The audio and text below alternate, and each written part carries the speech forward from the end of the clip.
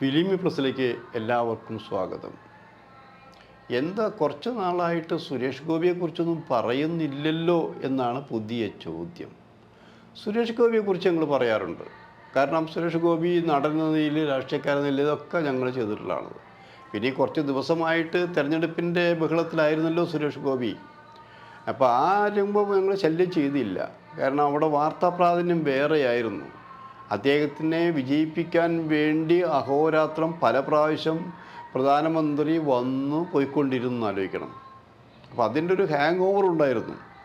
അപ്പോൾ പലരും പറഞ്ഞത് ഇപ്പോൾ കേന്ദ്രമന്ത്രിയാകാൻ പോകുന്ന ഒരാളെ നമുക്ക് പ്രധാന വകുപ്പ് കിട്ടും, പ്രധാന വകുപ്പ് കിട്ടി കേരളത്തെ മൊത്തം നന്നാക്കിയെടുക്കും എന്നൊക്കെയാണ് പറഞ്ഞ് വോട്ട് നേടിക്കൊണ്ടിരുന്നത്.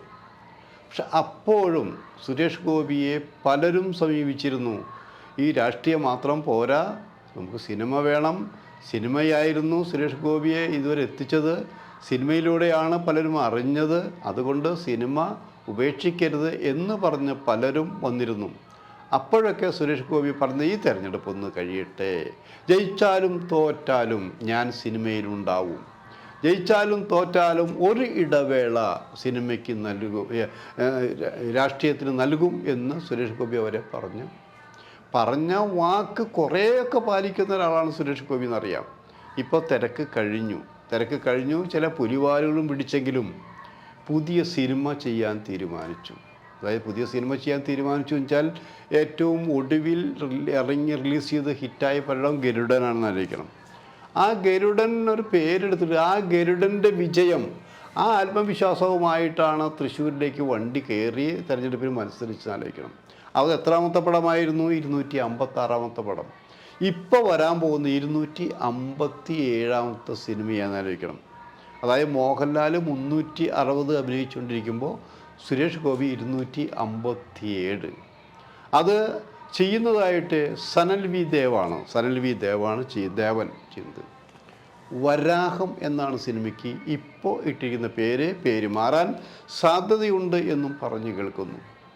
അപ്പോൾ വരാഹം എന്ന് കേൾക്കുമ്പോൾ നമ്മൾ ഒരു അവതാരങ്ങളുടെ ഉണ്ടല്ലോ എന്ന പോലെയാണ്. അപ്പോൾ ആ പേര്, അതായത് ഇതൊരു സസ്പെൻസ് ക്രൈം ത്രില്ലറാണത്.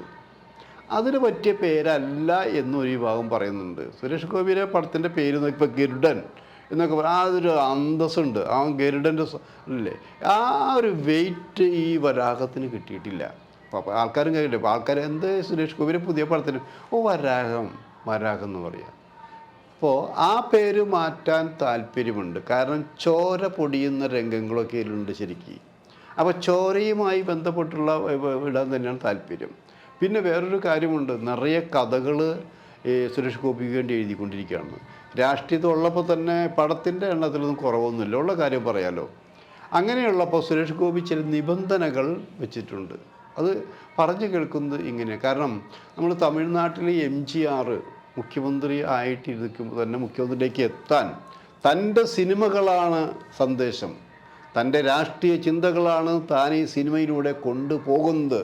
ആ രാഷ്ട്രീയം പറഞ്ഞ് ആ സിനിമകൾ കണ്ട് ജനം കൈയടിച്ച് ആ ജനങ്ങളെ കൊണ്ട് തന്നെ വോട്ട് ജയിപ്പിച്ച് തമിഴ്നാടിൻ്റെ അധികാരം പിടിച്ചടക്കിയ MGRനെ പോലെ ആയില്ലെങ്കിലും തൻ്റെ ഇനിയുള്ള സിനിമകളെങ്കിലും തനിക്ക് പറയാനുള്ള കാര്യങ്ങൾ, അല്ലെങ്കിൽ രാഷ്ട്രീയം, അതിൽ രാഷ്ട്രീയമുണ്ട്, തൻ്റെ രാഷ്ട്രീയത്തിൻ്റെ വഴികളെക്കുറിച്ച് പ്രതിപാദിക്കുന്ന രീതിയിലുള്ള സിനിമകളാണ് ചെയ്യാൻ പറയുന്നത്. അവിടെ സ്ത്രീകളോട് മോശമായി പെരുമാറുന്ന സീനുകളില്ല, സ്ത്രീകളെ കുറ്റം പറയുന്ന സീനുകളില്ല. എന്തിന്?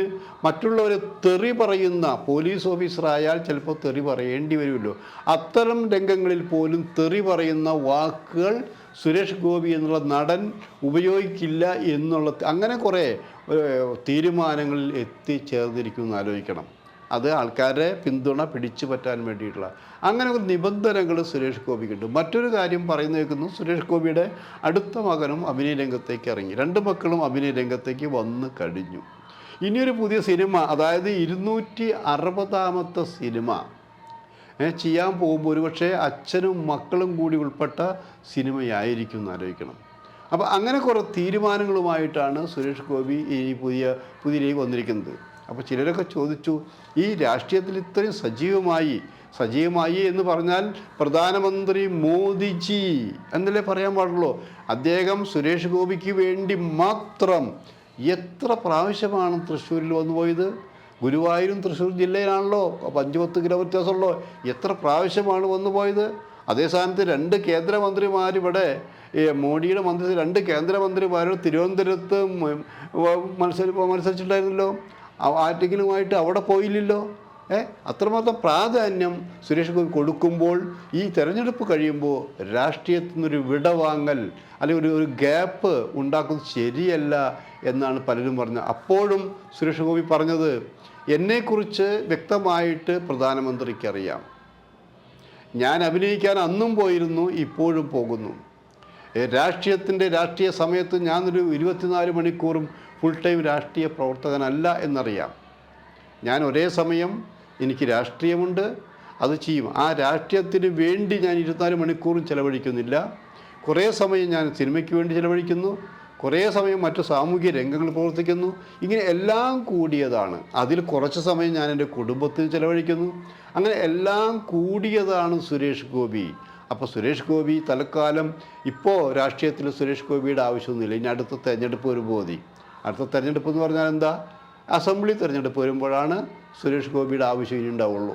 അപ്പോൾ വേണം മത്സരിക്കാം, തെരഞ്ഞെടുപ്പ് പോകാം. അതല്ല ഇനി ഈ BJPയുടെ സംസ്ഥാന പ്രസിഡന്റ് ആകണമെന്ന് പറഞ്ഞാൽ അതും ഏറ്റെടുക്കാം. അതിലൊന്നും യാതൊരു വിരോധവും സുരേഷ് ഗോപിക്കില്ല. കാരണം കേരളത്തിൽ ഇപ്പോൾ സുരേഷ് ഗോപിയാണ് BJPയുടെ തല തൊട്ടപ്പനെന്തിൽ വളർന്നു കഴിഞ്ഞിരിക്കുന്നു.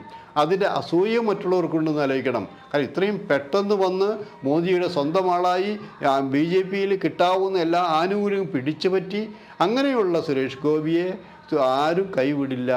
സംസ്ഥാനത്തെ ചില നേതാക്കൾ കൈവിട്ടാൽ പോലും കേന്ദ്രത്തിൽ പ്രത്യേകിച്ച് മോഡിജി കൈവിടില്ല എന്നുള്ള ആത്മവിശ്വാസവും ഉത്തമ വിശ്വാസവും സുരേഷ് ഗോപിക്കുണ്ട്.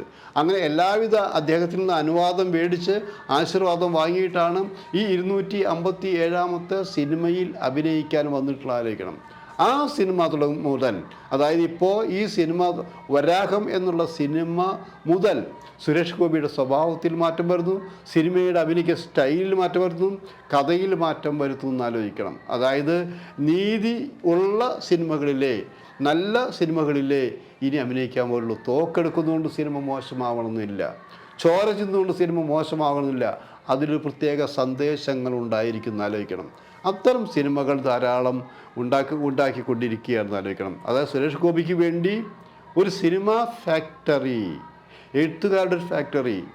ആ എഴുത്തുകാരുടെ ഫാക്ടറി എന്ന് പറയുന്നത് ഒരാളെ കൊണ്ടല്ല, കുറേ പേരെ കൂടി ഡിസ്കസ് ചെയ്തുകൊണ്ട് രാഷ്ട്രീയത്തിന് കൂടി ഗുണകരമാക്കുന്ന രീതിയിലുള്ള തിരക്കഥകൾ എഴുതിക്കൊണ്ടിരിക്കുമെന്ന് ആലോചിക്കണം. എന്തായാലും നടൻ എന്ന നിലയിൽ സുരേഷ് ഗോപിയുടെ യാത്ര സജീവമാക്കട്ടെ. കാരണം രാഷ്ട്രീയം സുരേഷ് ഗോപിയെപ്പോൾ ഒരാൾക്ക് പറ്റിയതല്ല. മത്സരിക്കാം, ജയിക്കാം, തോൽക്കാം, മന്ത്രിയാകാം, മന്ത്രിയാകാതിരിക്കാം. എന്തായാലും ശരി, ആനുകൂല്യങ്ങളെല്ലാം കേന്ദ്രത്തിൽ നിന്ന് മോഡിയിൽ നിന്ന് പിടിച്ചു പറ്റട്ടെ. ഒപ്പം നല്ല സിനിമകൾ ജനങ്ങൾക്ക് കൊടുക്കാൻ ശ്രമിക്കണം. ആ നല്ല സിനിമയുടെ ഭാഗമായി ക്രൈം ത്രില്ലർ ഉണ്ടാകട്ടെ, നന്മ നിറഞ്ഞ സിനിമകൾ ഉണ്ടാകട്ടെ. ആ നന്മ നിറഞ്ഞ സിനിമകൾ ഉണ്ടാകുമ്പോൾ നന്മ നിറഞ്ഞ മനസ്സ് കുറേ കൂടി നന്മ നിറഞ്ഞതാകട്ടെ.